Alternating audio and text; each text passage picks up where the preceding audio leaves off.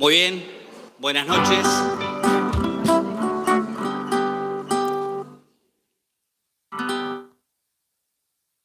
Gracias a Dios podemos abrir las puertas de este lugar y estamos de veras muy contentos porque en el marco de una nueva conferencia misionera, en este caso, Monroe puede ser parte de este magno y tan querido evento como son las conferencias. Así que Pablo después va a tomar este lugar como responsable de la comisión de conferencias. Va a presidir Pablo, tenemos el orador invitado y también tenemos el privilegio de tener el orador de visita que va a cerrar la reunión el domingo. Así que, Jorge, querido, ya que te tenemos de visita, bueno, gracias a Dios todos los hermanos Monroe que han venido, los hermanos que nos visitan también, muy bienvenidos, el Señor les bendiga. Jorge, bueno, a su esposa, bienvenido. ¿Querés comenzar con una oración? Y después viene Pablo. Gracias a nuestro Padre, nuestro Dios, por estar en este lugar. Gracias por cuidados en todo este día. Qué bueno es terminarlo de esta manera, alrededor de tu palabra y sabiendo de que tu presencia está aquí. Nos indica también de que comunicarnos nos trae ánimo, aliento y también bendición. Gracias te damos por este tiempo donde compartimos la comunión con los hermanos y también te agradecemos porque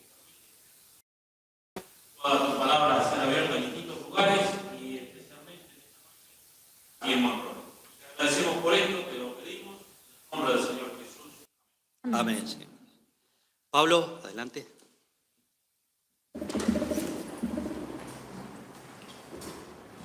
Bueno, es un privilegio poder asistir a esta congregación. Agradezco la presencia de cada uno de ustedes que forman parte de estas conferencias. En nombre de la Comisión de Conferencias de Buenos Aires, le damos la bienvenida a todos. A Ricardo Vicio, que va a ser el orador esta noche. A Jorge también, que va a cerrar, como dijo nuestro hermano, las conferencias allá el día domingo. Queremos en esta noche poder compartir, ya venimos compartiendo ya del día de lunes, allá en la calle Brasil, la inauguración de las conferencias, ya el martes, miércoles las zonales, hoy también jueves zonales. Estas zonales son 20 reuniones de manera simultánea en todo lo que es Buenos Aires y alrededores. Y tenemos para invitarnos, no sé si podemos pasar las publicidades de las conferencias. Estas 18 conferencias misioneras. Tenemos el programa. Esta fue la presentación del día lunes. El martes tenemos las zonales, que ya se desarrollaron en varios lugares. 20 reuniones zonales el día martes, 20 zonales el día miércoles y 20 zonales en este momento que están desarrollando acá en esta iglesia y en muchas iglesias de todo Buenos Aires.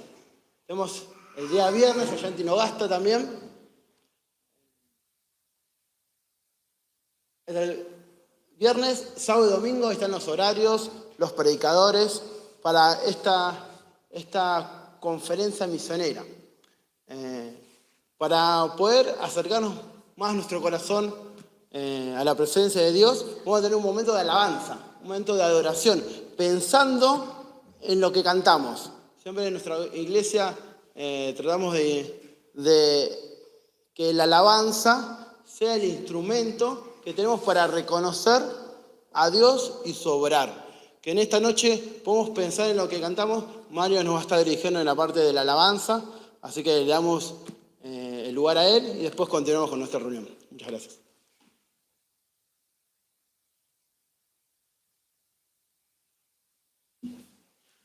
Bueno, como fue anunciado, tenemos un tiempo. Hola, hay gente que veo, amiga, conocida, querida, que no he saludado antes. Vamos a tener un tiempo de alabanza para nuestro Dios y poder continuar con esta reunión. Para comenzar vamos a hacerlo con un coro que es muy conocido, que dice: sé un misionero del Señor, dile al mundo cómo es su amor. Es el coro 115, si ustedes lo quieren leer de las carpetas, va a estar proyectado igual.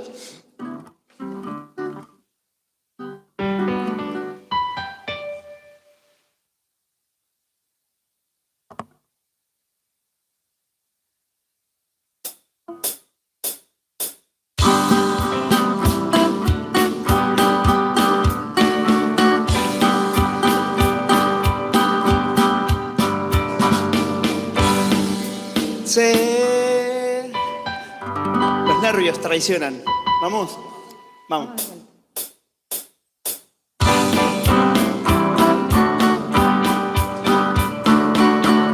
Sé un misionero del Señor. Dile al mundo cómo es su amor. En el campo, en la ciudad, en el viaje o en las calles, África o Asia, tuya es la labor. Sí, un misionero del Señor. Dile al mundo cómo es su amor. Vendrá el Señor muy pronto, no hay tiempo que perder. Sí, ser un misionero, Dios me ha enviado. Ser un misionero del Señor. Comienza de nuevo. Sé un misionero del Señor. Dile al mundo cómo es su amor. En el campo, en la ciudad, en el viaje o en las calles, África o Asia, tuya la labor. Sí, sé un misionero del Señor. Dile al mundo cómo es su amor. Vendrá el Señor muy pronto, no hay tiempo que perder. Sí, sé un misionero, Dios te ha enviado. Sé un misionero del Señor. Muy bien. Las primeras conferencias que se desarrollan, y hay un poco de nervios. Hay un himno, el himno número 26, que es un himno de ánimo. Acá está invitando a poder ser un misionero, pero cuando uno es misionero tiene que tener el valor y poder ir adelante en pos de nuestro Salvador, y es lo que expresa las estrofas y el coro de este himno. Cuán pendón hermoso despleguemos hoy la bandera de la cruz, el pendón, el estandarte, aquello que nos identifica, poder predicar al Señor Jesucristo en cada uno de los lugares que estemos y poder llevar así el Evangelio. El himno número 26. Les voy a pedir si lo podemos hacer de pie.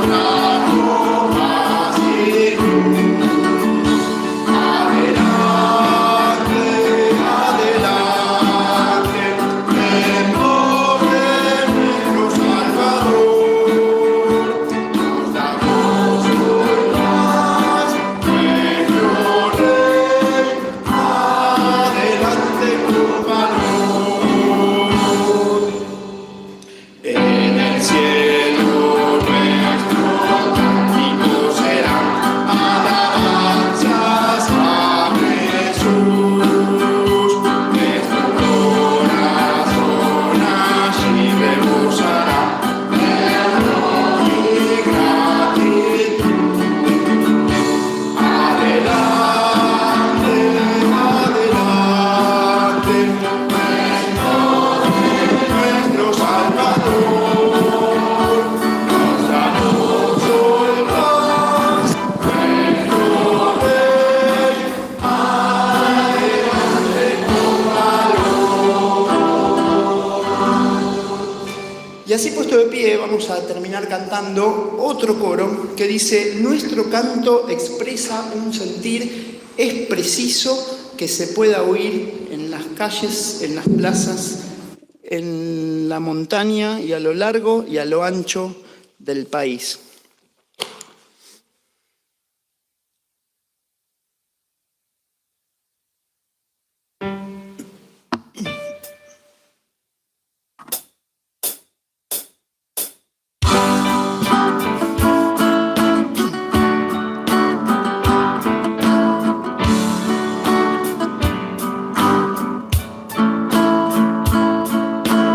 Nuestro canto expresa un sentir,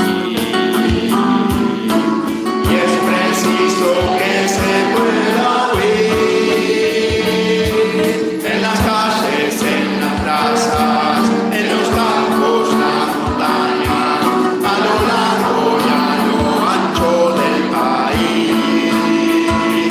Jesucristo es la verdad, nuestra fe y nuestro compromiso. Él es la vida en plenitud, Él es la fuerza y es la luz, es la alegría que me alienta a continuar, es el poder para cambiar toda una vida y darle más. Jesucristo es la razón para vivir. Este es el momento para actuar.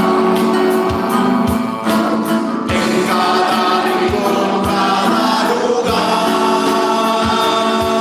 nuestra patria necesita de actitudes decididas, de cristianos que se jueguen de verdad. Jesucristo es la verdad, nuestra fe y nuestro compromiso. Él es la vida en plenitud, Él es la fuerza y es la luz, es la alegría que me alienta a continuar, es el poder para cambiar toda una vida y darle más. Jesucristo es la razón para vivir. Jesucristo es la razón para vivir.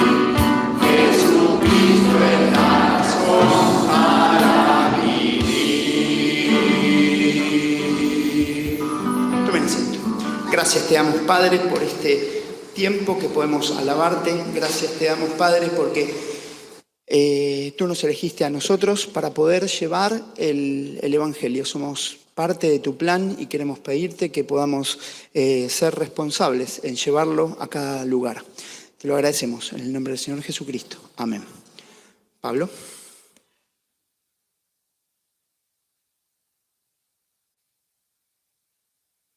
Gracias, hermano, por este tiempo de alabanza y de pensar en nuestro papel de poder llevar el Evangelio a aquellas personas que lo necesitan.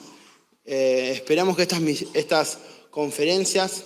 Le voy a pedir que se queden un ratito para poder, en el momento de la ofrenda, poder escuchar una suave melodía, por favor. Como decía, en el momento de poder transmitir la palabra de Dios y que estas conferencias puedan servir para despertar en nosotros esa conciencia misionera que como cristianos todos deberíamos tener y todos debemos tener para poder acercarnos a este mundo que se está yendo al infierno. Almas que se están perdiendo y es nuestra responsabilidad como cristianos, como misioneros de parte de Dios, de poder transmitir el mensaje. Quisiera poder leer un texto de la palabra de Dios en Primera Crónicas, capítulo 29, en el verso 14.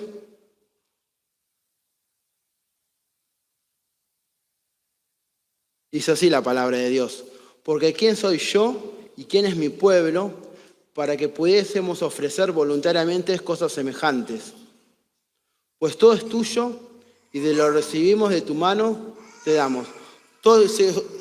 Seguro que todo lo que tenemos es de Dios.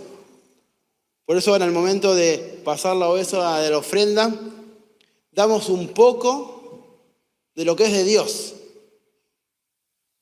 Esta ofrenda se destina para solventar todos los gastos que las conferencias requieren. Todos los gastos de sonido, de publicidad, de ofrenda a los hermanos oradores. Así que mientras escuchamos una suave música instrumental, vamos a pasar la bolsa de la ofrenda.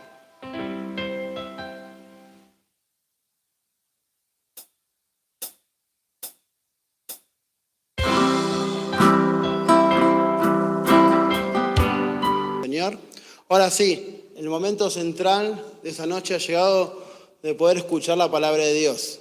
Que podamos prestar atención a ver el mensaje que Dios tiene preparado. Y sin duda, si hoy estás aquí en esta noche, es porque Dios te trajo.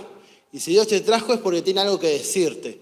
Que podamos apreciar lo que Dios nos quiere decir y ponerlo por obra. Oramos y después damos la bienvenida a la plataforma a nuestro hermano Ricardo. Dios y Padre Celestial, queremos agradecerte en esta noche por tener la oportunidad de poder escuchar tu voz. Gracias, Padre, porque tú preparas a tu siervo con un mensaje para cada uno de nuestras personas. Padre, gracias te damos porque podemos alabarte, podemos cantarte, podemos decir que tú eres nuestro Dios. Y Padre, que en esta noche ahora podamos escuchar tu palabra, escuchar tu voz y que podamos tomar decisiones de acuerdo a tu voluntad. Padre, te agradecemos por la palabra que tú nos traes en esta noche y pedimos que tu Espíritu Santo, Señor, esté obrando en cada corazón y que tú le puedas dar palabras sencillas, claras a nuestro hermano Ricardo. Pedimos por él, por su familia, Señor, y por este tiempo de poder compartir el mensaje. Oramos agradecidos en el nombre de Cristo Jesús. Amén.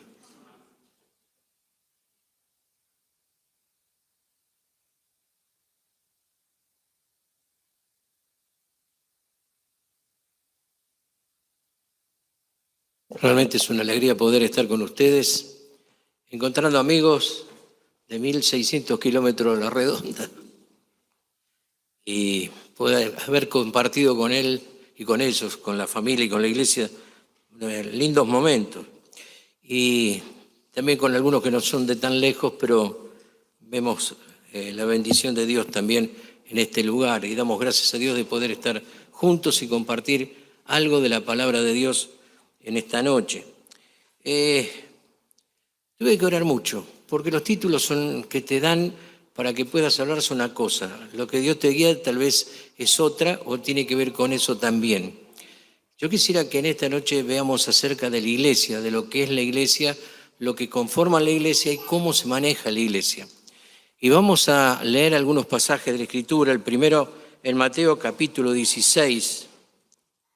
Mateo capítulo 16. Versículo 13. Mateo 16, 13 dice: viniendo Jesús a la región de Cesarea de Filipo, preguntó a sus discípulos diciendo: ¿quién dicen los hombres que es el Hijo del Hombre? Ellos dijeron: unos Juan el Bautista, otros Elías y otros Jeremías o alguno de los profetas. Él le dijo: ¿y vosotros quién decís que soy yo? Respondiendo Simón Pedro dijo: tú eres el Cristo, el Hijo del Dios viviente. Entonces respondió Jesús: bienaventurado eres, Simón, hijo de Jonás, porque no te lo reveló carne ni sangre, sino mi Padre que está en los cielos. Y yo también te digo que tú eres Pedro, y sobre esta roca edificaré mi iglesia, y las puertas del Hades no prevalecerán contra ella. 1 Timoteo capítulo 3. 1 Timoteo capítulo 3, versículo 14. Pablo escribe y dice: esto te escribo, aunque tengo la esperanza de ir pronto a verte, para que si tardo sepas cómo debes conducirte en la casa de Dios, que es la iglesia del Dios viviente, columna y baluarte de la verdad. E indiscutiblemente grande es el misterio de la piedad. Dios fue manifestado en carne, justificado en el Espíritu, visto de los ángeles, predicado a los gentiles, creído en el mundo, recibido arriba en gloria. Hasta acá nomás por ahora en la lectura de la palabra, después iremos leyendo otros pasajes más. Evidentemente, cuando pensamos en la iglesia, pensamos en la historia del pueblo de Israel. Cuando vamos para atrás en el Antiguo Testamento, después durante el cautiverio en Babilonia, surgió una institución que era la sinagoga. Era un grupo de 10 personas judías, mínimo 10, que se juntaban para tener la adoración a Dios y para aprender de la palabra, que en ese tiempo eran de los profetas, y la ley y los profetas. En ese lugar se enseñaba, tenía una plataforma como si fuera esto, había un lugar más alto, había 2 encargados, un encargado de la parte espiritual y el otro encargado de la parte general, y disponían a quién podía leer y quién no, y tenían 2 o 3 momentos para hacer esto. En el Nuevo Testamento vuelve a surgir o surge que tienen algunas modificaciones. El servicio incluía la oración, la lectura de los profetas, el sermón y la bendición. Si ustedes se ponen a pensar, el Señor Jesús estuvo en este lugar, en una de las sinagogas, y lo que hacen es, le dan a él, el encargado, le da el libro para leer. Los libros no eran como tenemos nosotros, sino eran rollos, le da el rollo del profeta Isaías. Y el Señor lee el capítulo 61, donde dice: fui ungido para dar vista a los ciegos, da toda la serie de cosas que el Señor iba a hacer y que fue parte de su ministerio sobre la tierra. Cuando seguimos en el Nuevo Testamento, en Hechos, capítulo 13, el apóstol Pablo en Antioquía va a la sinagoga. Después de que leen todo, el encargado le dice: si tienen palabra de profecía o algo para decirnos, es el momento que puedan hablar. Esto fue tomado porque la iglesia que se formó, y ahora vamos a ver cómo se forma, cuando leemos Hechos, capítulo 2, empieza la tarea de predicación, el apóstol Pedro empieza a predicar, se convierten como 3.000 y una de las cosas que dice: y el Señor añadía a la iglesia los que habían de ser salvos. 3.000. Empiezan, ¿dónde van? Empiezan a ir a la sinagoga. Seguían manteniendo el culto en la sinagoga, pero se empezaban a reunir en distintos lugares que eran las casas. Y ahí por lo menos yo me anoté, como la memoria me falla, la adolescencia es así, me anoté de 3 lugares o 3 referencias que hacen las reuniones de la casa. En primer lugar, Romanos 16:5 habla de Aquila y Priscila, eso que en el libro de Hechos habían estado trabajando con Pablo y lo habían corregido a Apolos. En segundo lugar, Colosenses 4:5 habla de Ninfas y la casa que está en su casa. Y en Filemón, versículo 2, habla de Apia y Arquipo, posiblemente fue en un matrimonio, que también dice: con la iglesia que está en tu casa. Y una de las cosas que tenemos que pensar, al margen del tema y todo lo demás, la iglesia es esto, pero también es mi casa, donde yo tengo que desarrollar la responsabilidad de enseñar la Escritura, donde yo no puedo pretender que mis hijos aprendan o mi mujer aprenda solamente viniendo a la iglesia. La Biblia habla de que el esposo es cabeza de la familia, es el sacerdote del hogar. Y como tal nosotros debemos aplicar esto. A mí me impresiona esto, que la iglesia que está en tu casa, y estar en la casa era un símbolo de compromiso, de identificación. No era porque sí, porque no le gustaba salir de la casa. Era algo que lo llevaba a arriesgar hasta su propia vida. Pero empezó en las casas, sinagoga, las casas que se abrían. Dice que muchos, en Hechos 2, vendían las propiedades y ponían todo lo obtenido a los pies de los apóstoles para que fuera distribuido. Pero algunos se quedaron con las casas, no era obligación. Por eso Aquila y Priscila tenían una casa grande donde se juntaba un grupo de hermanos que la iglesia que está en la casa de Aquila y Priscila. Para pensar y para reflexionar, Dios quiere que nosotros seamos sacerdotes o pastores de nuestra propia casa. La iglesia hace una función, pero el resto de la semana la tenemos que hacer nosotros. Esta reunión es importante, pero no me da todo el alimento. Nosotros por lo general, y no veo ningún desnutrido, comemos 3-4 veces por día. Y con el tema de la palabra de Dios comemos una vez por semana, y como me dijo alguien una vez en mi iglesia, vengo a recargar las pilas. Hermano, no venía a recargar las pilas. Venís a aprender de la palabra de Dios y tenés que estar en contacto con Él para poder crecer. Cuando miramos esto, vemos la base de la iglesia. Y esto también tiene otra enseñanza. La base, el Señor le pregunta, usted, la gente que dice que soy yo. Uno es el profeta, otro es un buen hombre, otro es el Mesías. Todos decían algo. Y cuando le preguntan, y yo quisiera que nos quedáramos con esto, ustedes, ¿quién dicen que soy yo? ¿Sabe por qué digo esto? Porque hoy a veces nos olvidamos de quién es el Señor Jesús. A veces lo tenemos como aquel que está para hacernos los favores nada más.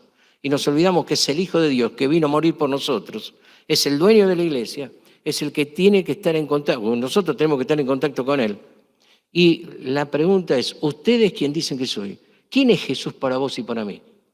¿Es simplemente el Salvador? ¿O es aquel que me acompaña a cada momento y comparte conmigo todas las cosas de mi vida? Las alegrías, las tristezas, los llantos. Miren, en nuestra iglesia se está muriendo una nena, 11 años. 4 paros cardíacos el viernes pasado. La iglesia, estuvimos orando, los distintos grupos, cadena de oración.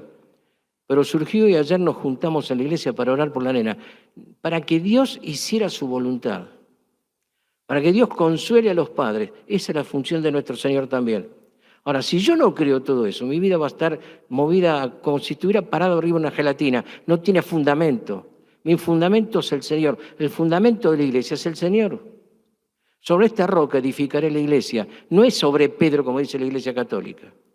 Habla de la piedra de su declaración. La declaración de que es el Hijo de Dios. Tú eres el Cristo, el ungido, el Mesías, el Hijo de Dios viviente, y está diciendo algo que es el fundamento, pero también habla de la deidad del Señor, el Hijo del Dios viviente. Habla de que el Señor era Hijo de Dios. Pedro y los demás lo reconocían. Pero tuvieron que ponerse a pensar, ¿quién dicen ustedes que soy yo? Si yo reconozco que el Señor es el Señor, que es el Hijo de Dios, que se despojó, como dice Pablo en Filipenses, que vino a esta tierra y se humilló hasta lo sumo, palabra que no nos gusta a nosotros. Porque una cosa es que nosotros humillemos a otro, pero humillarnos a nosotros no nos gusta. El Señor fue ejemplo de humillación. Y humillarse, ¿sabes qué es? No es no ser nada, es ser, pero dejar en suspenso eso en beneficio de los que tenés al lado. El Señor siendo Hijo de Dios. Y perdóname el ejemplo, a lo mejor no les gusta, pero es así. Se sacó el uniforme de Dios. Se puso la camiseta nuestra y vivió como nosotros, se humilló. Y en esa humillación fue hasta la muerte. Y habiendo sido muerto, aprendió la obediencia en todo. Isaías 53 lo decía. Fue llevado en silencio, fue maltratado, pero dice, verá el fruto de la aflicción de su alma y estará satisfecho. El Señor está satisfecho con nosotros. Ese Hijo del Dios viviente, sobre el cual se funda la iglesia. No se funda sobre una secta, no se funda como continuación de los judíos. La iglesia es una institución divina creada por Dios. Fue fundada por el Hijo de Dios y dirigida y manifestada a través del poder del Espíritu Santo.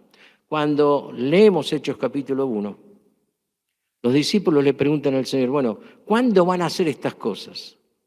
no se vayan de este lugar hasta que no reciban el Espíritu Santo. Y cuando reciban el Espíritu Santo, me seréis testigos, Judea, Samaria y hasta lo último la tierra.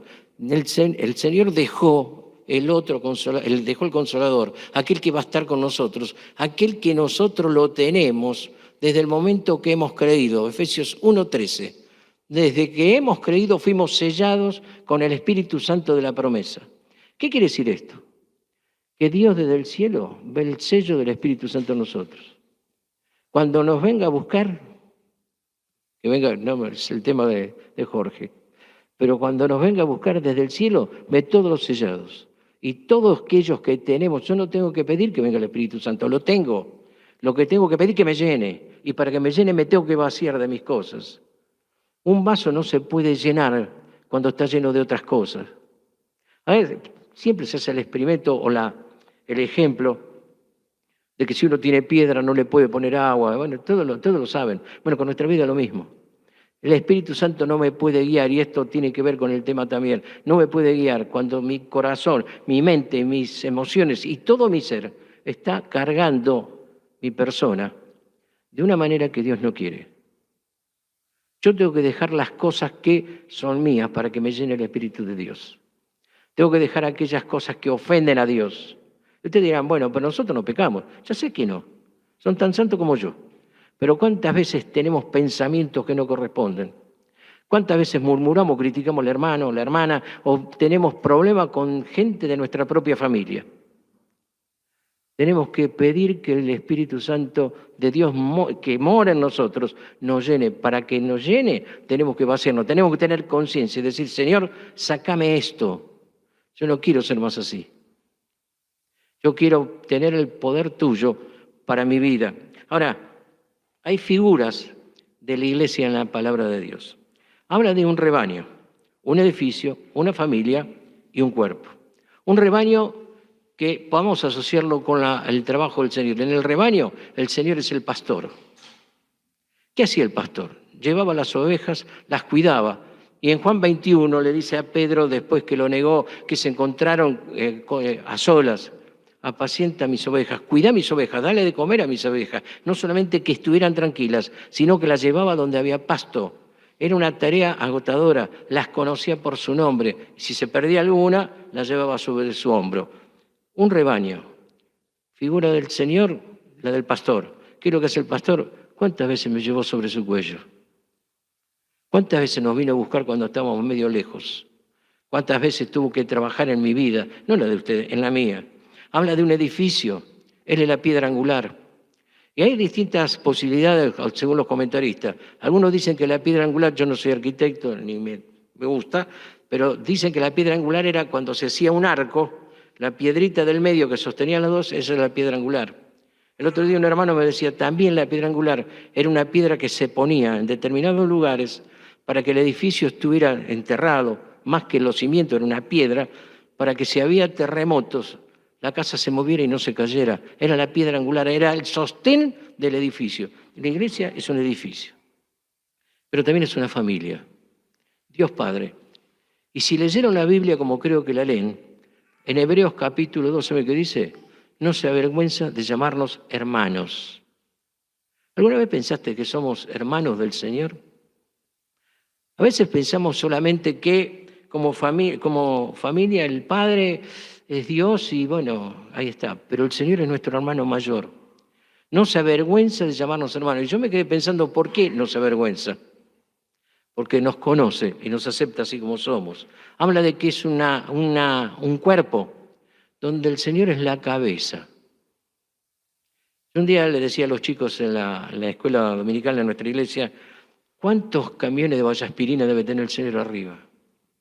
Porque todo lo que nosotros hacemos, cuando ustedes se martillan un dedo, sí, el dolor está en el dedo, es cierto, pero ¿dónde lo registramos? Acá.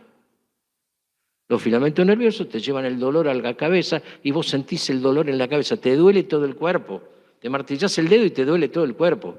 Estás triste, llorás, pero la tristeza, la angustia la tenés acá. Y el Señor es la cabeza que dirige, piensa o debe pensar por nosotros, donde debemos buscar la guía de Él, porque Él ve sobre nosotros, Él sabe lo que necesitamos. Pero también la iglesia es un organismo vivo. Y un organismo vivo que está compuesto de gente. Y si somos gente, hay problema. Es como los matrimonios. Yo siempre digo esto. El matrimonio que no tenga problema, que levante la mano. Estamos todos así.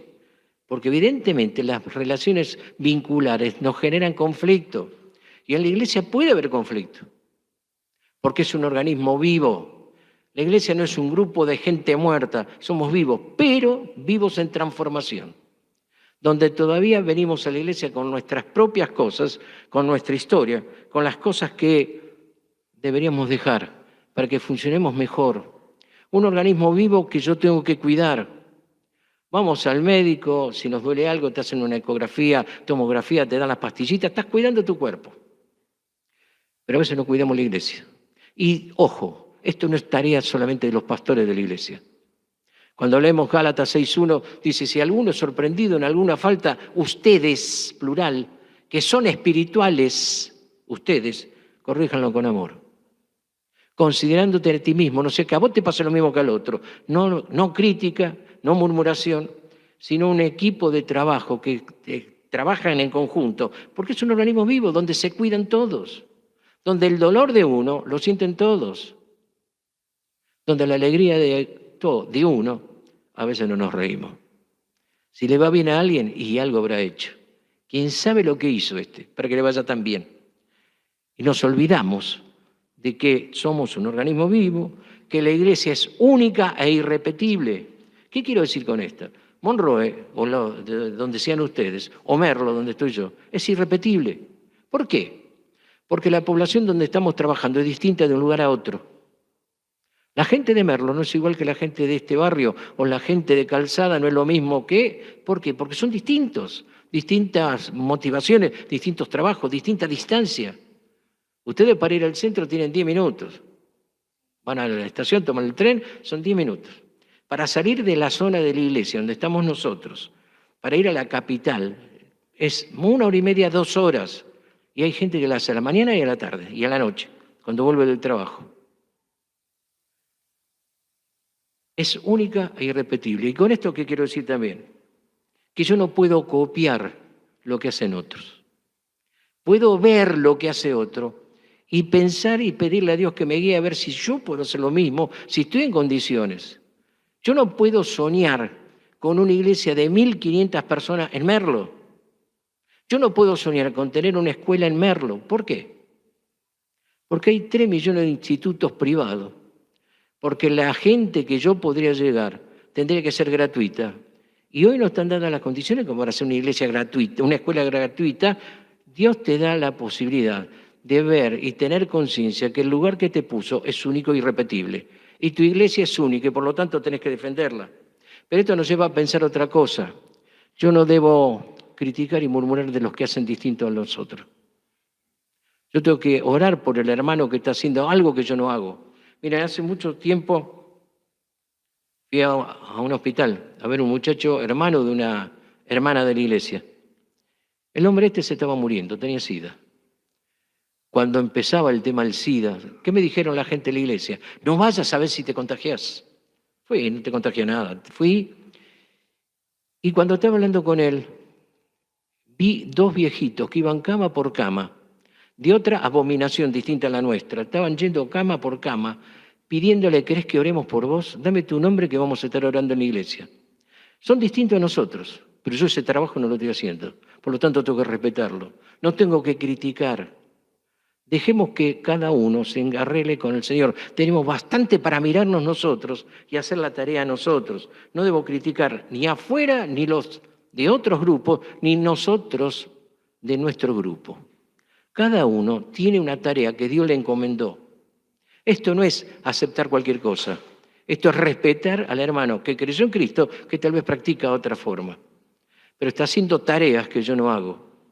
Dios nos llamó a una determinada tarea y en un determinado lugar. Y creo que sería importante que pensemos esto. Ahora, la iglesia, como decíamos recién, la componen gente pecadora, transformada o salvada por la sangre de Cristo. Se someten a Cristo como el Señor, o nos debemos someter a Cristo como el Señor.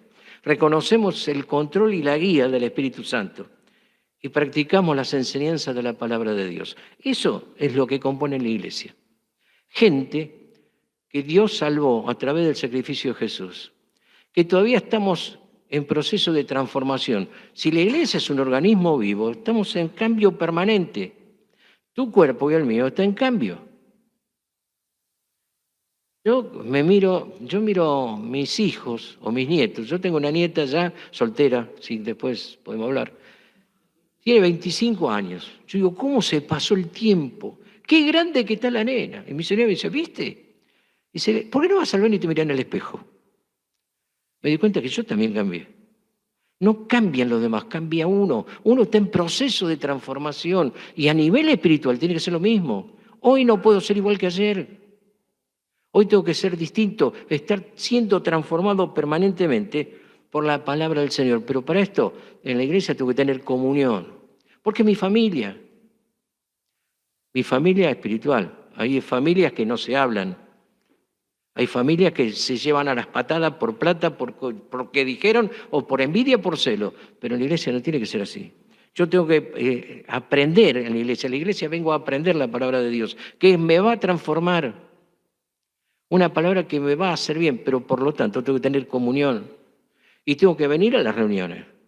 Y no me digan, como me dijo un hermano, bueno, pero escúchame, aparte del Facebook, yo miro los mensajitos, después hay 2 o 3 programas de televisión que miro. Sí, hermano, todo está lindo, pero la comunión es con los santos en la casa de Dios. La casa del Dios viviente es esta. Cuando Jacob se encuentra escapándose, él tiene un sueño y termina diciendo, yo no me di cuenta que esto era la casa de Dios y puerta del cielo. Cuando estamos en la casa de Dios, es la puerta del cielo. Y yo vengo a la iglesia a aprender, a tener comunión con los hermanos, a escuchar la voz de Dios, no a recargar las pilas solamente, sino a tener ese potencial de crecimiento que me transmiten los otros. Hay un coro que cantamos, me hace bien cada vez que me encuentro con el pueblo de Cristo y nos damos un abrazo. Sí, pero ¿me hace bien o no? Si me hace bien, yo no puedo dejar venir a la iglesia. Por ninguna excusa. Mi señora me decía, bueno, pero cuando éramos jóvenes, vos algún día faltaste. No, íbamos. Y le cuento algo, porque están todos serios así.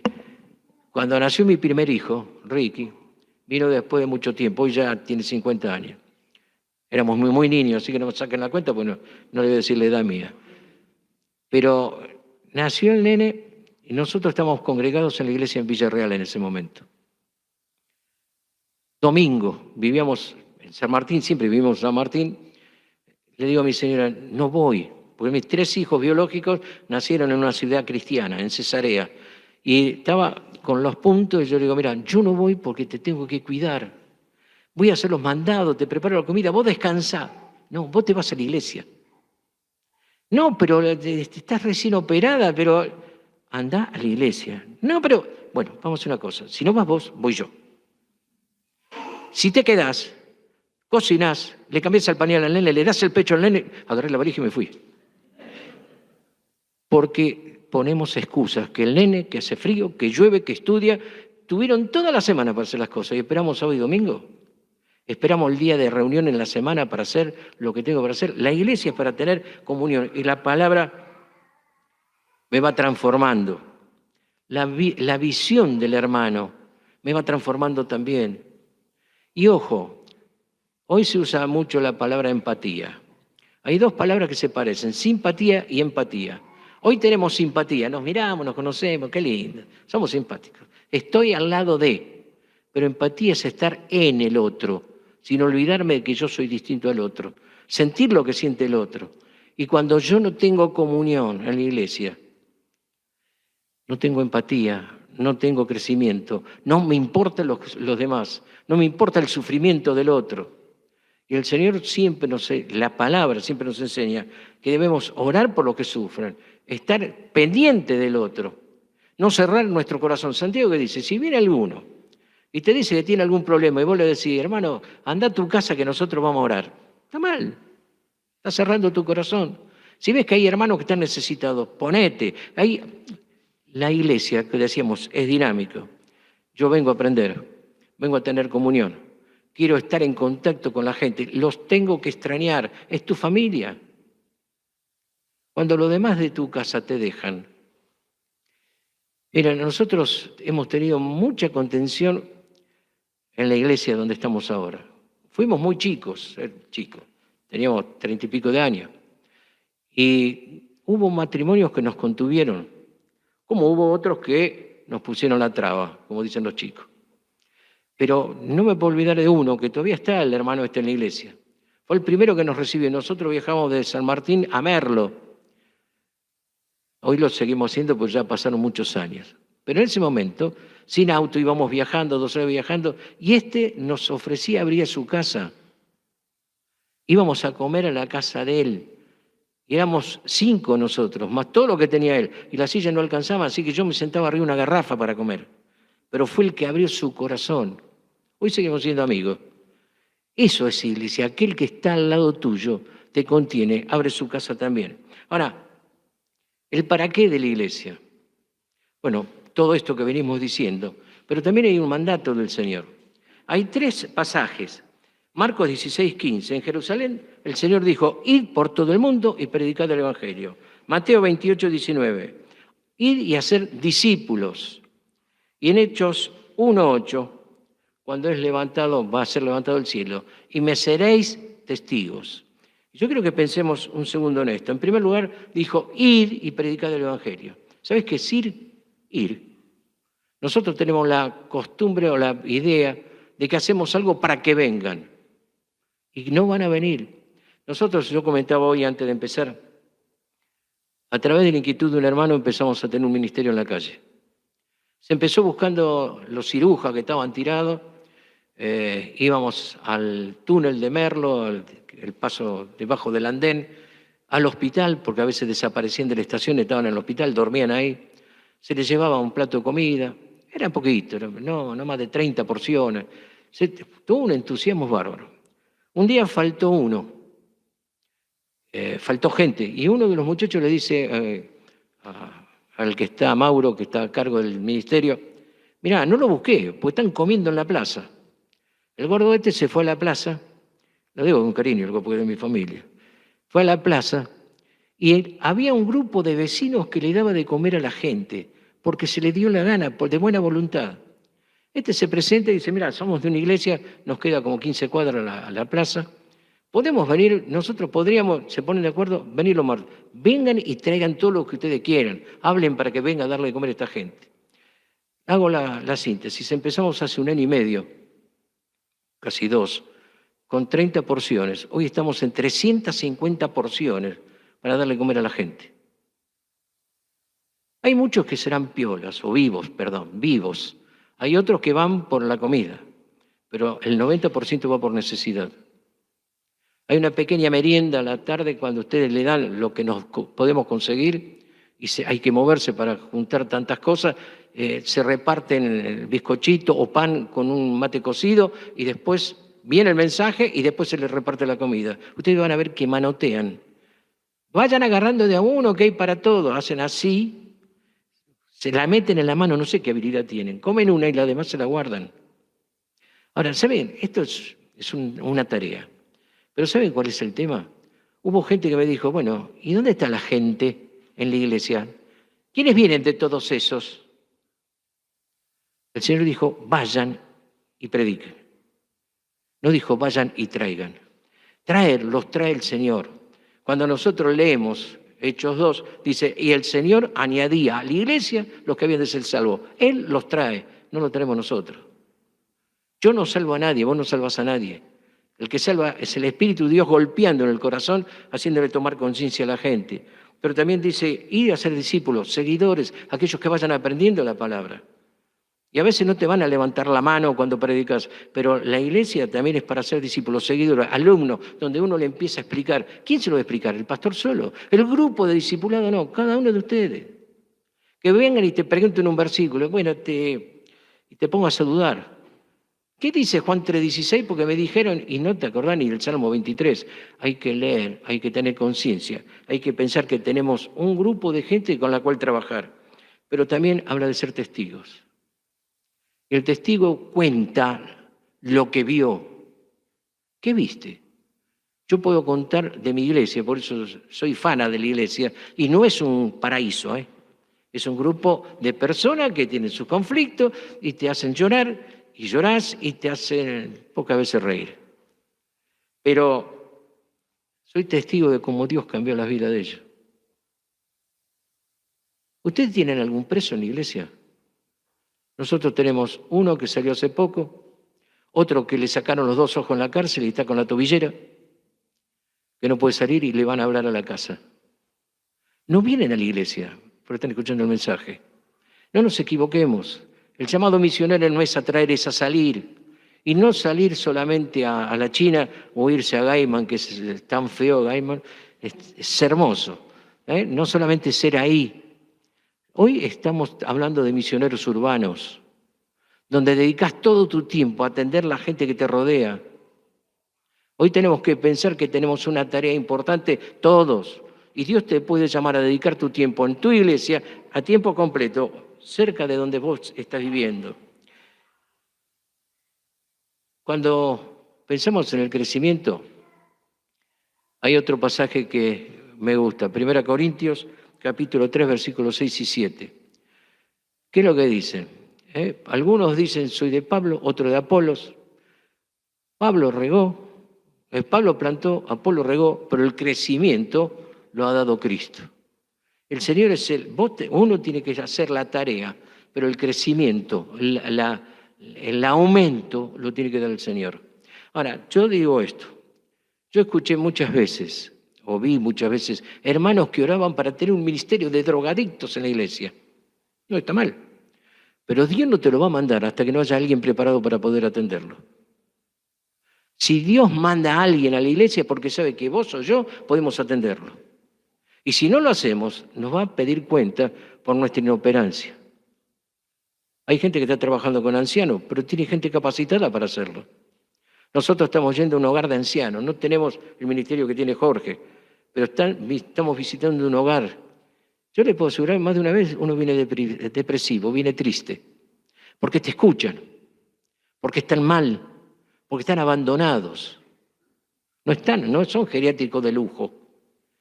Gente enferma. La otra vez, para el Día de la Patria, fue a cantar un conjunto folclórico de la iglesia. Parecía, piñón fijo cantando. Pero después le dieron una banderita y un recuerdito de Tergopol. Y yo le digo a las chicas, míralo a este. Se estaba comiendo el recuerdo de Tergopol. Tan mal. Pero escucharon el mensaje. Y yo el otro día le digo, ¿por qué estás mal a Graciela? Porque se murió fulana, una viejita. Sienten la tarea. No van para perder tiempo o porque la casa, así no limpian la casa. Van porque sienten y sienten el dolor de la enfermedad del otro. Ahora, metiéndonos o redondeando un poco más todo del tema del título, ¿quiénes están al frente de la iglesia? Cuando pensamos quién está al frente, volvemos al Antiguo Testamento. El sacerdote tenía que ministrar entre la puerta y el santuario. Si solamente atendía a la gente, la cosa era una tarea sin Dios, era tradición, era formalismo, legalismo. Si solamente se dedicaba a estar en la parte santa en el santuario, era un místico, se olvidaba de la gente. Por lo tanto, el sacerdote tenía que ministrar a Dios y servir a la gente. Esa es la función del pastor. Ministrar a Dios y servir a la gente. Me acuerdo que cuando era chico, hace añares, siempre había algún conflicto porque había algún hermano que quería llegar a ser pastor. Dios me llamó a ser pastor. Hoy vos decís, querés ser pastor y disparan, porque hay un precio que pagar, porque lleva una responsabilidad.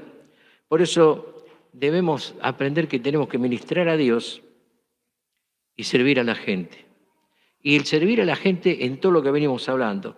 Ahora, ¿quién es el dueño de la iglesia? Si hablamos de la gente que está al frente, son pastores. 1 Pedro 5:4, cuando aparezca el príncipe de los pastores, Hebreos 13:20. Acordaos del gran pastor de las ovejas. El gran pastor, el príncipe de los pastores.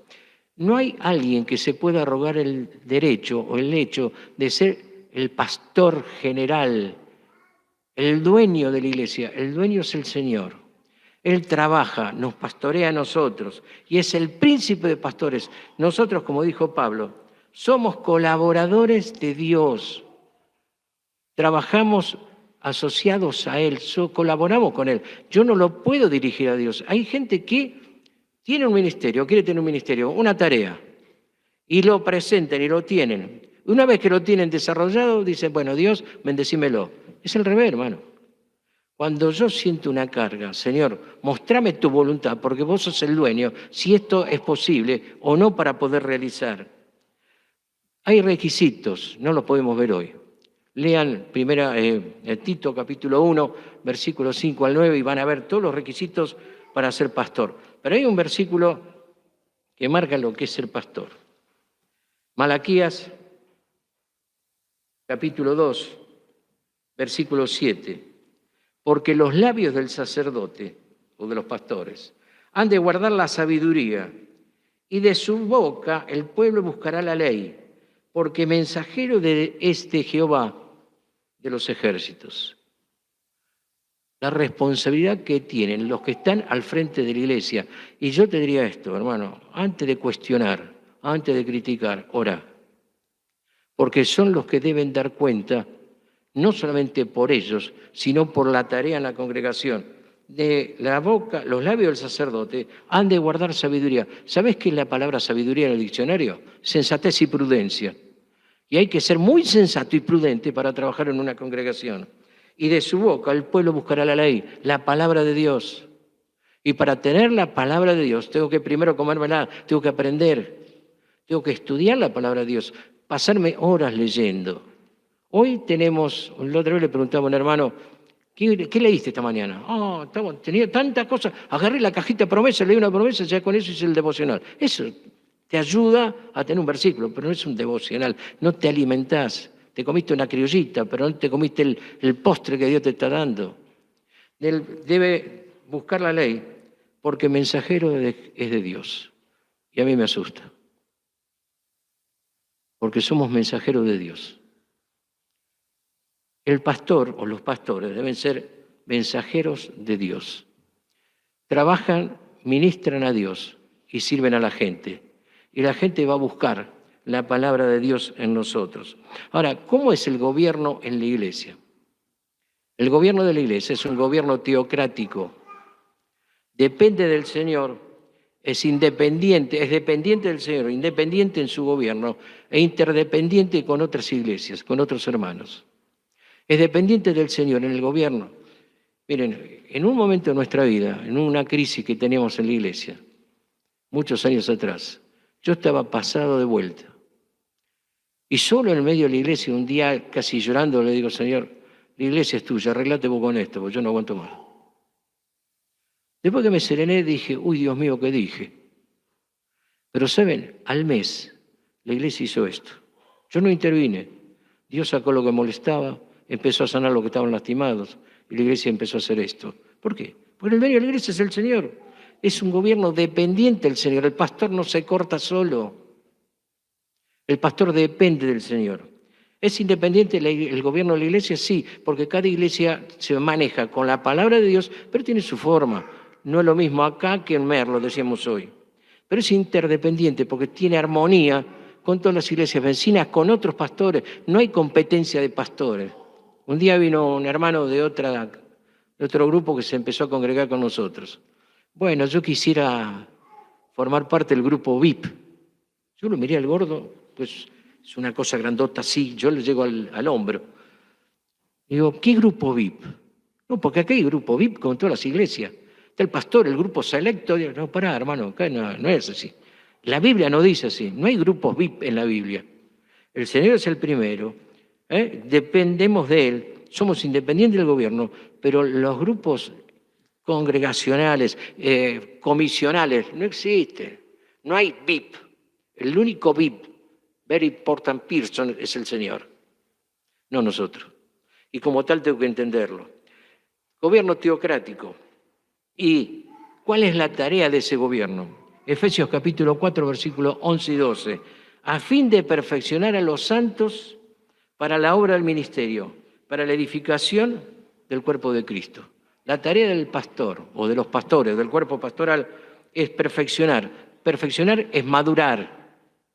Perfecto no es aquel que viene perfecto, que ustedes ven qué pulcro, qué chica perfecta, la ropa. No, la Biblia cuando habla de perfección habla de madurez.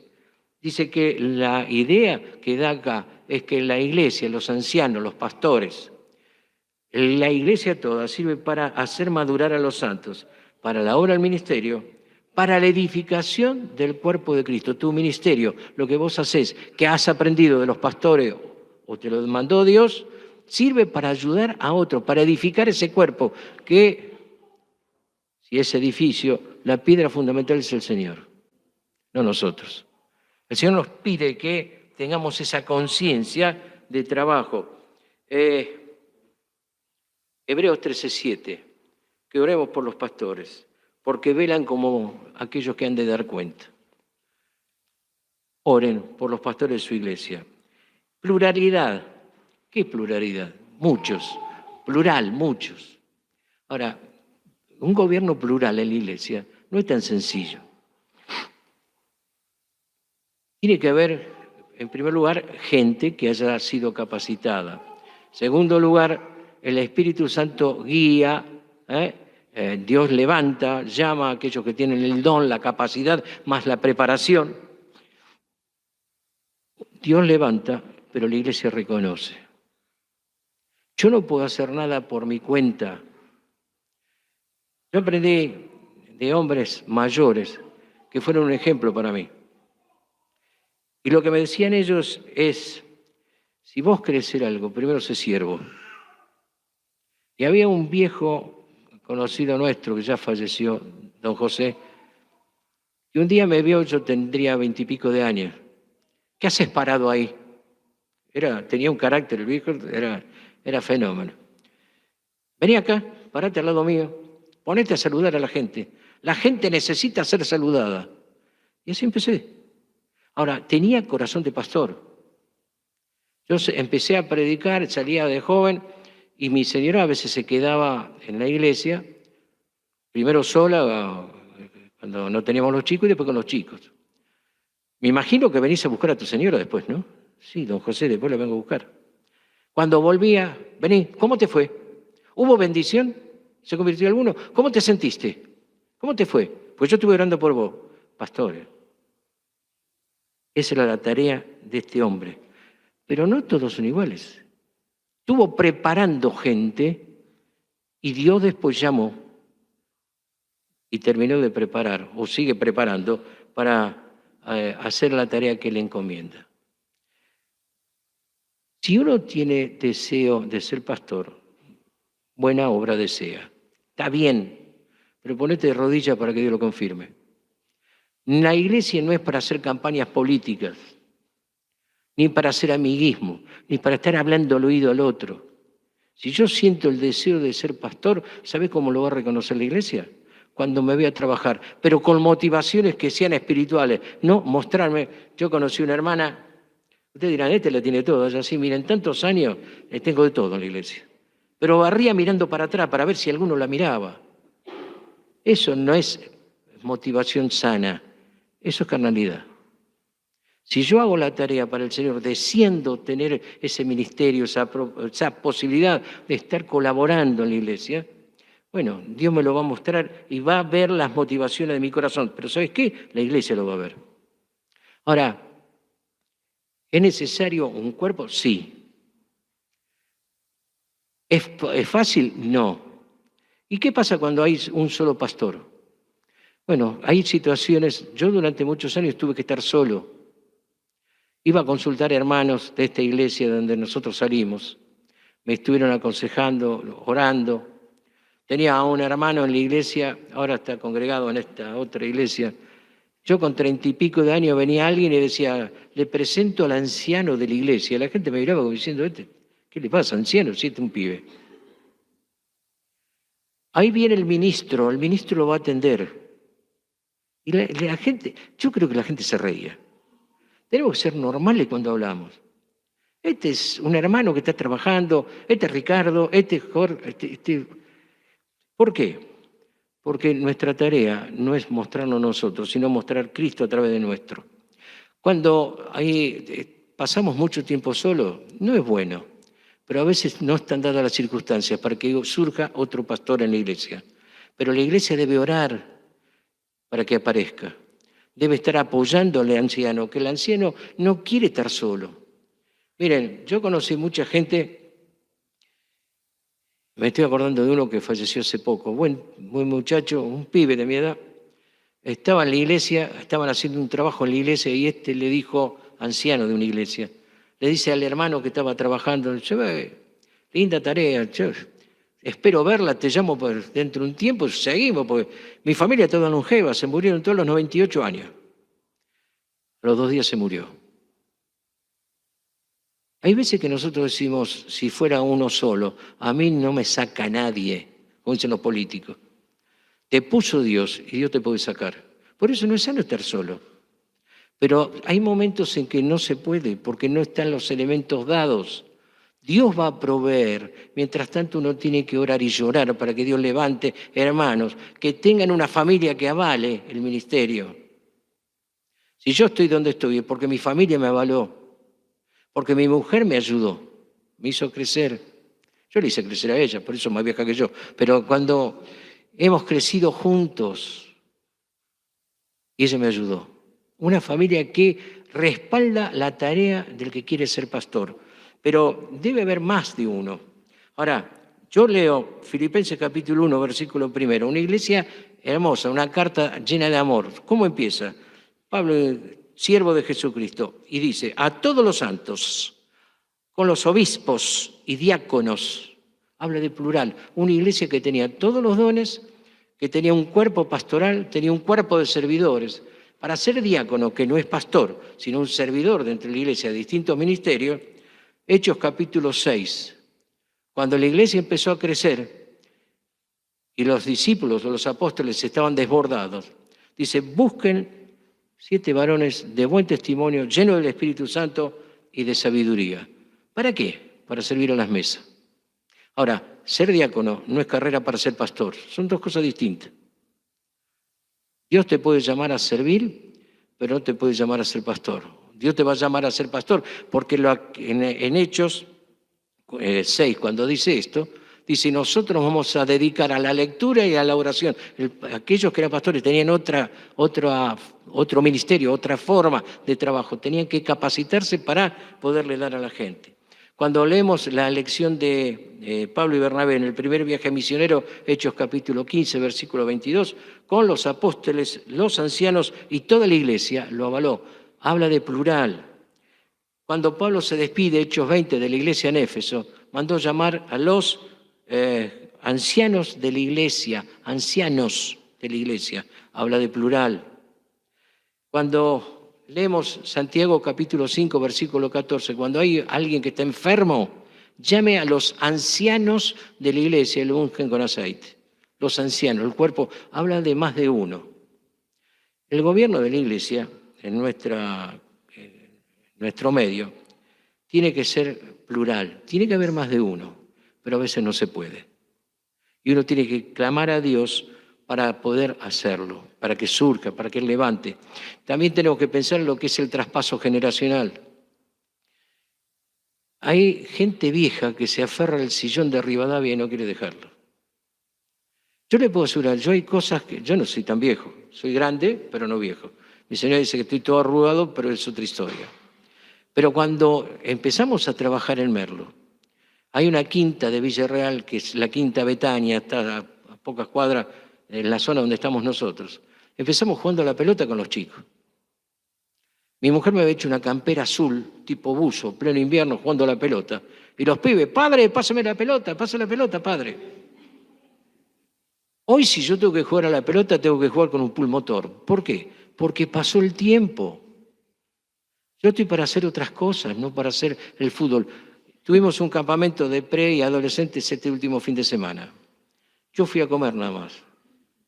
El domingo fuimos, después de la escuela dominical, fuimos ahí. Yo veía cómo trabajaban. No hace falta que esté yo, lo están haciendo. Y tengo que soltarlo, tengo que dejarlo. Cuando un hijo crece en la casa, por más que lo ames, tenés que dejarlo que vuele. Los hijos vinieron, yo los preparo para que vuelen. Lo que tengo que evitar es que se rompa la cabeza, pero no puedo evitar que se rompa la rodilla. Tengo que dejarlo que vuelen. Debo trabajar con jóvenes y no es fácil. Y sé que a alguno a lo mejor no le gusta, pero tengo que saber toda la forma que hablan ellos. El lenguaje, los códigos que tienen, las miradas que tienen. Los chicos que vienen a la iglesia nuestra no son millennial, son baguenian. Tienen de todo, hermanos presos. Y uno los ve parejitas de 15 años, que se les explicó lo que debe ser la vida de un cristiano. Pero yo tengo que, y se asustan, pero ese es el trabajo que hacen los más jóvenes y los pastores. Trabajar con gente joven. Cuando vos estás con alguien joven te da frescura. Una de nuestras nietas se tomó la costumbre que viene todos los martes a casa, la de Miriam. Tiene 12 años, pero tiene la mentalidad de una mujer de 20. Es de terror. Te tienes un bando, pero yo me siento joven, porque te hincha, cuando vamos a una compra, quiere venir con nosotros. La juventud te hace bien. Por lo tanto, yo tengo que, y encima pensar que mi tiempo sobre la tierra es limitado. Pero estaba acordándome de Marcos. Primer viaje misionero, Pablo, Bernabé y Marcos salen. Juan Marcos se vuelve, porque era joven. Se habrá asustado, la cosa no era fácil, los viajes eran en barco, los viajes eran barquito a vela, no eran lo que nosotros conocemos ahora, tardaban meses en llegar de un lado a otro. Sin embargo, se vuelve. Cuando van a iniciar el segundo viaje misionero, Pablo y Bernabé discuten a muerte, una discusión no pequeña, y Pablo sale con Silas o Silvano. Bernabé queda ahí, pero ¿saben qué? Bernabé lo tomó a Juan Marcos, lo preparó, lo capacitó. Y cuando llegamos a 2 Timoteo capítulo 4, el final de la vida de Pablo, ¿qué dice? Traigan a Marcos, porque me es útil, no a mí, me es útil para el evangelio, para la predicación, me es útil.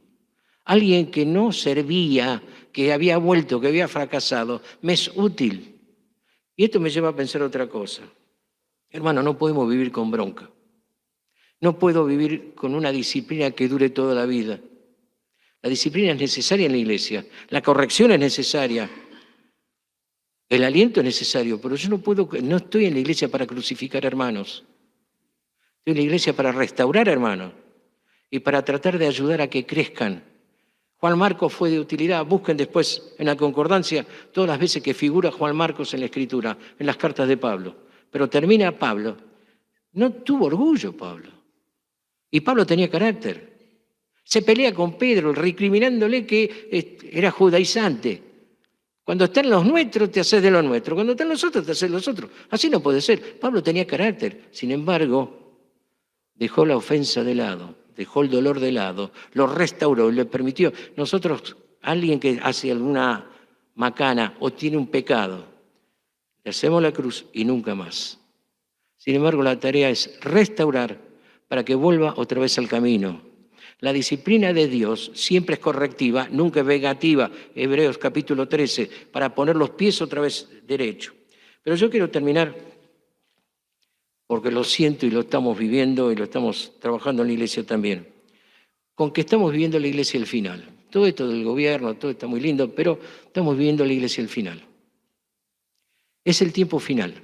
Si ustedes leen Daniel 12:4 dice que en el tiempo al final la gente correrá de un lado para otro sin sentido, sin saber a dónde van. Hace muchos años había un hermano de Junín, provincia de Buenos Aires, y un día me dijo, los porteños son todos locos. ¿Por qué? Porque yo me bajé del tren en Retiro, vi que todos corrían y empecé a correr yo también. Y después dije, ¿para qué corro? Bueno, dice Daniel que en el tiempo al final la gente correrá de un lado para otro. La ciencia aumentará. Hoy como nunca se está hablando de cosas que nosotros, ya no es la oveja Dolly, hoy están hablando de de exoesqueleto, de tantas cosas de que ustedes saben, toda la manipulación genética. Estamos corriendo de un lado para otro. ¿Buscando qué? Buscando la felicidad o buscando la completud de ellos. Pero Romanos 8:22 dice, viendo lo que dice Mateo 24, que habla de que el tiempo al final habrá terremoto, guerra, dice que toda la creación gime y está con dolores de parto. Si ustedes ven lo que está pasando a nivel global, toda esta movida del tiempo climático, el cambio climático, los volcanes que están otra vez, las inundaciones que están por otro lado, todo lo que estamos viendo no es por casualidad. El mundo se está descomponiendo. Si vamos al plano religioso, el otro día me llegó una de las cositas que te mandan por Facebook, pues estoy grande, pero tengo Facebook, Instagram y Messenger. Y están hablando de la religión universal. Católicos, judíos y musulmanes, todos juntos. La preparación. Las guerras civiles que hay en todos lados, Ecuador, y oremos para que no pase acá, pero en tantos lugares de Europa, la crisis de violencia que hay, ¿qué está llevando esto? Que haya una religión universal y haya un gobierno universal con un dictador universal. Está en la Biblia. Y a nosotros nos toca vivir este momento. Cuando miramos qué es lo que nos puede pasar, segunda Timoteo capítulo 3, del 1 al 5, da 20 características del tiempo final, de los hombres del tiempo final. No las podemos mirar todas, pero búsquenlo en su casa. Lean hombres amadores de sí mismos, sin afecto natural. Y hoy cuando ves que una madre abandona un pibito, o cuando alguien, como hoy, mostraban que quiso matar a la mujer y le pegó balazo a la nenita de 4 años, no tienen afecto natural, sin afecto natural no se quieren, ni ellos mismos no tienen afecto ni por su propia cría. Cuando a veces decimos se comporta peor que un animal, estamos ofendiendo a los animales, porque el animal no tiene emociones, no tiene los sentimientos que tenemos nosotros, pero tiene ese instinto de protección y de afecto y de pegoteo que no tenemos o no tiene mucha gente. Pero hay algo que me preocupa. Al final de esa lista dice, y habrá hombres que tendrán apariencia de piedad. A esto se evita. Si fuera en el mundo, no tienen por qué hablar de apariencia de piedad. ¿Dónde van a estar? En la iglesia. Que parecerán cristianos, pero no lo son. Y hay 2 iglesias, hay 7 iglesias que ustedes la van a encontrar en Apocalipsis a partir del capítulo 2, pero menciono 2 nada más, que a mí me impresionaron. La primera es la de Éfeso, capítulo 2, versículo 1 al 7. ¿Cuál es si hay un reconocimiento, una lectura de la situación de la iglesia, una mención de lo que la iglesia está haciendo, pero después viene la crítica de la iglesia. Y a la iglesia de Éfeso, Dios le está diciendo, has dejado tu primer amor. Ahora, no es dejar el amor entre nosotros, es dejar el amor de Dios, a Dios. Arrepiéntete y haz las primeras obras. Le estaba diciendo que eran gente que había hecho muchas tareas. He visto tu esfuerzo, he visto tu trabajo, tu arduo trabajo, pero lo habían hecho sin amor. Lo hacían por ellos, pero no por Dios. Y el tiempo al final va a haber gente que va a hacer tareas por ellos, para sentirse bien, no por Dios. Sumemos esto, sumemos lo de la sociedad y sumemos y terminamos, lo de la iglesia de la Odisea. Ya termino, en serio que termino. La iglesia de la Odisea, capítulo 3. Yo le llamo la iglesia de la no definición. Ahora, no es nuevo en la Biblia. Primera Reyes, capítulo 18. Elías tiene que combatir a los sacerdotes de Jezabel. Linda mujer que nadie de nosotros le pusimos a nuestros hijos, Jezabel. ¿Saben cómo terminó Jezabel, no? Lean la Biblia, la tiran de un primer piso, la aplastan los caballos y los perros la comen. Y solamente quedó el cráneo y 2 o 3 huesitos más, la liquidaron.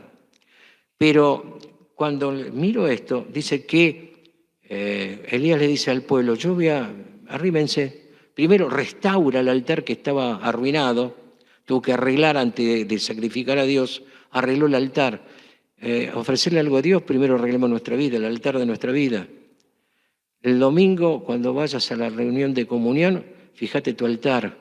Si ves que hay algo que tenés con alguien, sea un hermano, sea el pastor, o sea tu esposo, antes de ofrecer tu ofrenda, arreglá y después vení y ofrendale al Señor.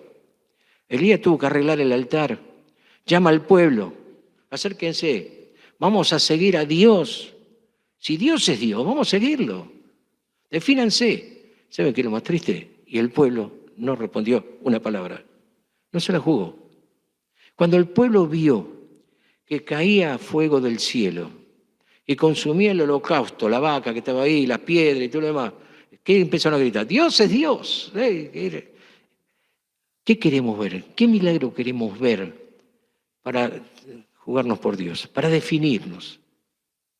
A la iglesia de la Odisea, la no definición es: no eres ni frío ni caliente, sos tibio. Y lo tibio es horrible. Frío porque puede ser, no es que el hermano frío, está hablando de la frialdad para refrescar a alguien que está mal, para darle el alivio a alguien. Habla del calor, el calor que necesita alguno con un abrazo, con un beso, ayudarlo a uno. Habla de eso, no lo tenían, eres tibio. Habla de los ríos que venían, el acueducto, venía fresco pero se calentaba en el camino. Dice, así son ustedes, así son ustedes. Y yo creo que, hermanos, que para terminar, debemos definirnos.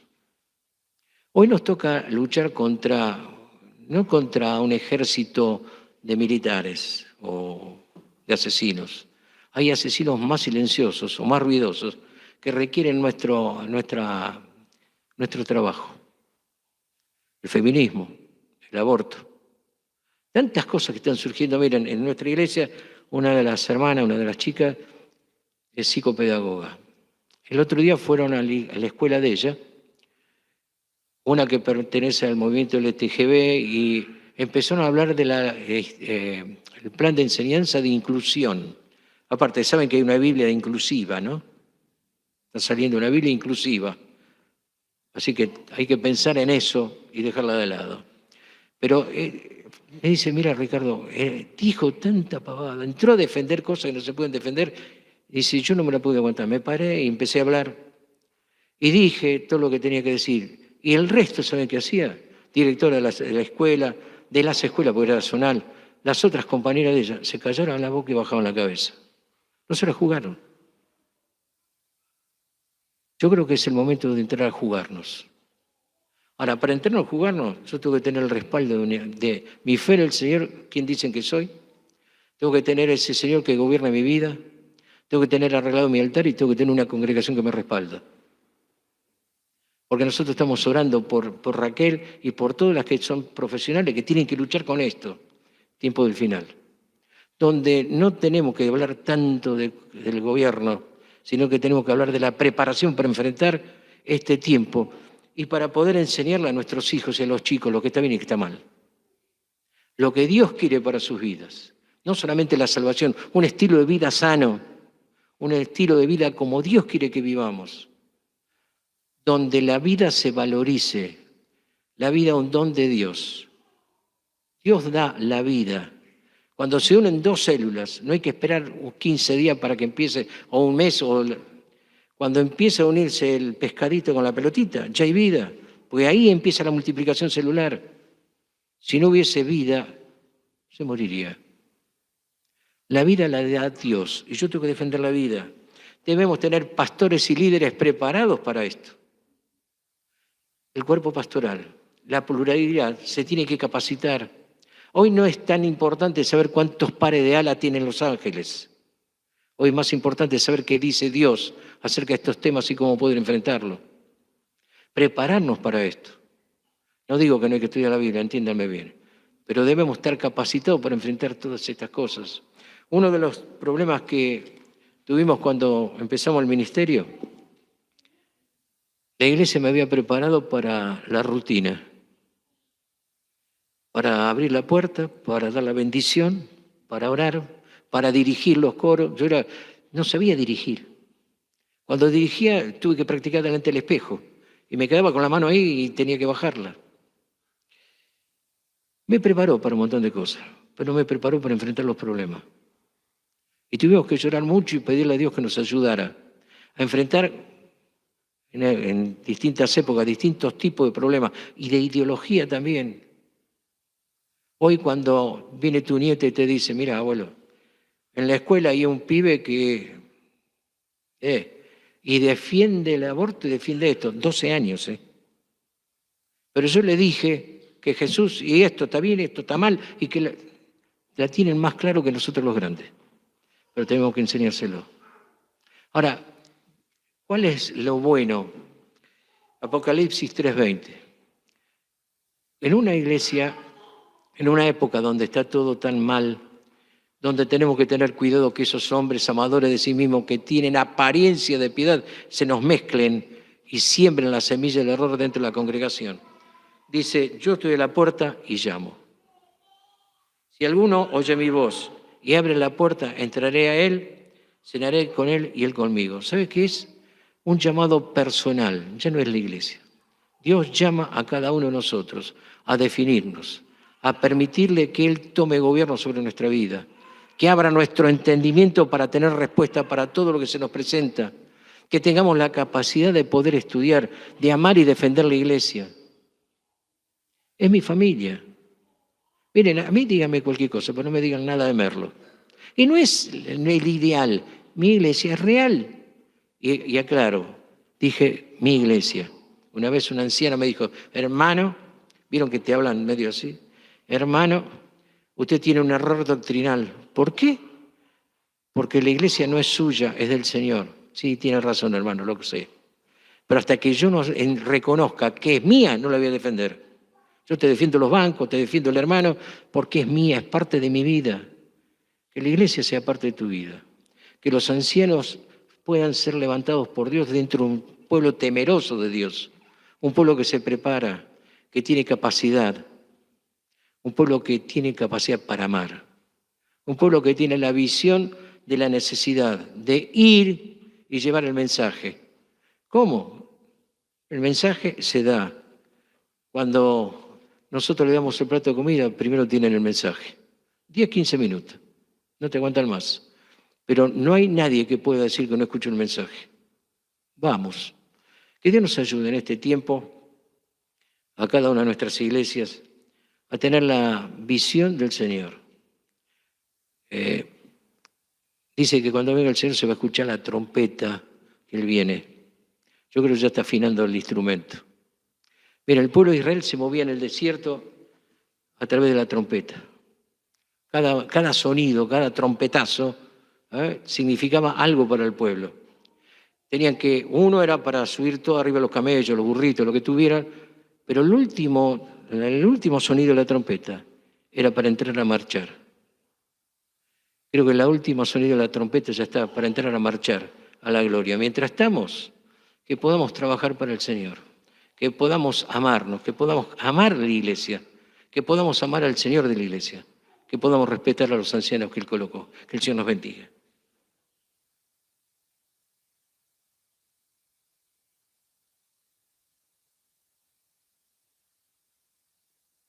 Nos vamos con muchos desafíos. Sin duda Dios ha hablado.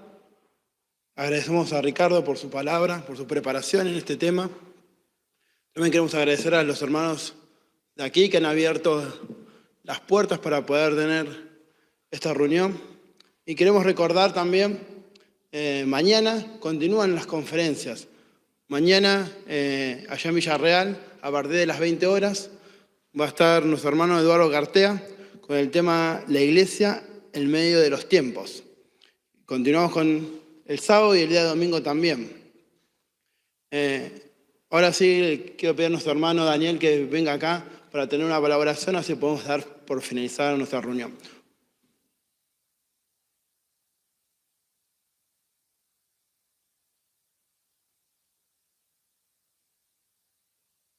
Gracias, Padre, por la vigencia de tu palabra. Gracias, Padre, por la practicidad. Gracias, Padre, por que siempre nos desafías, nos animas a obedecer tu santo libro. Señor, gracias por ser parte de estos últimos tiempos de tu tu iglesia. Padre del cielo, pedimos tu sabiduría, tu fortaleza y a poder ser instrumentos para ganar almas para Cristo. Gracias porque esperamos con gozo que nuestro bendito Salvador nos venga a buscar. Mientras tanto, suplicamos para que podamos ser luz donde estemos. Despídenos con tu paz y tu bendición. Te alabamos, te agradecemos. En nombre del Señor Jesucristo. Amén.